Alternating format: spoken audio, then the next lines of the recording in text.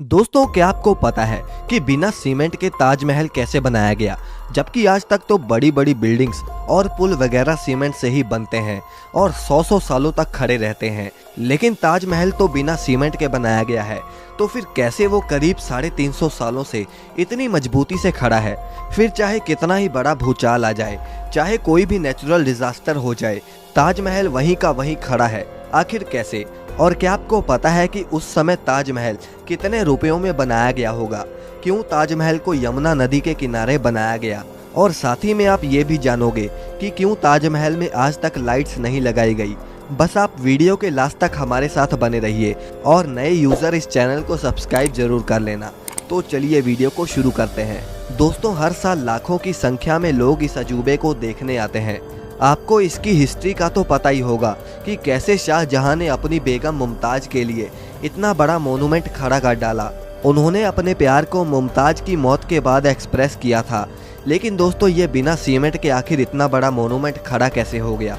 जबकि सीमेंट का आविष्कार 1824 में एस्परिन नाम के एक इंटेलिजेंट इंसान ने किया था, जो कि इंग्लैंड में रहते थे, और इन्होंने ही दुनिया का सबसे पहला सीमेंट का कंपनी बनाया, जिसका नाम था पोर्टलैंड सीमेंट। और ताजमहल का कंस्ट्रक्शन 1631 में शुरू हुआ और 1648 में जाकर ख़त्म हुआ, लेकिन बिना सीमेंट के ही ये खड़ा हो चुका था, जिसे आज तक एक भी खरोच नहीं आई।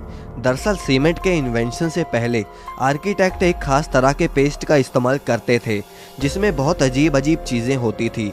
और अगर ताजमहल के कंस्ट्रक्शन की बात करें तो इसमें बहुत सारे सेमी प्रीशियस स्टोन्स जैसे कि अकीक, येमेनाइट, फिरोज़ा, लजवाड, मूंगा, सुलेमानी, लहसानिया, तमरा, ये सब पत्थर यूज़ होते थे, जो कि बहुत ही रेयर स्टोन्स थे।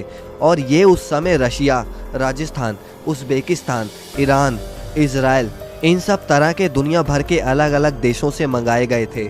इसमें कुछ अल्ट्रा रेयर स्टोन्स भी यूज़ हुए थे, जैसे कि तिलाई, पाई-जहार, अजूबा, नखोड़, जो कि इतने रेयर हैं कि पता नहीं शाहजहां ने इन्हें कैसे अरेंज किया होगा। लेकिन जो भी उन्होंने किया वो तो एक काबिलिय तारीफ है।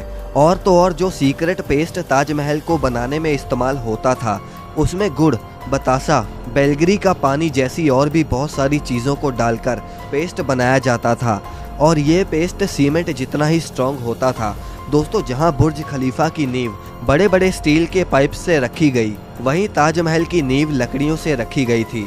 अब आप कहीं ये तो नहीं सोच रहे कि भला लकड़ी की नींव 370 साल से कैसे चल रही है?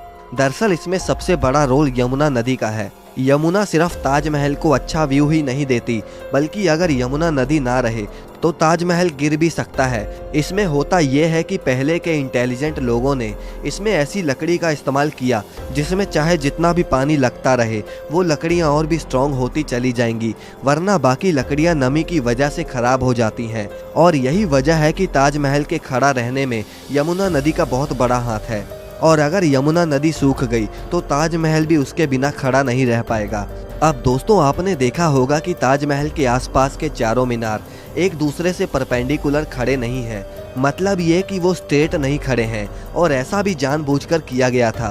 दरअसल ऐसा इसलिए किया गया कि अगर कभी जोर का भूकंप आता भी है तो वो चारों मीनार ताजमहल से दूर गिर जाएं, और इस तरह भूकंप के झटके ताजमहल तक पहुंचने से पहले इन मीनारों में ही ऑब्जर्व हो जाएं, और इस तरह इस पर भूकंप का भी कोई असर नहीं होगा और वो सुरक्षित बच जाएगी।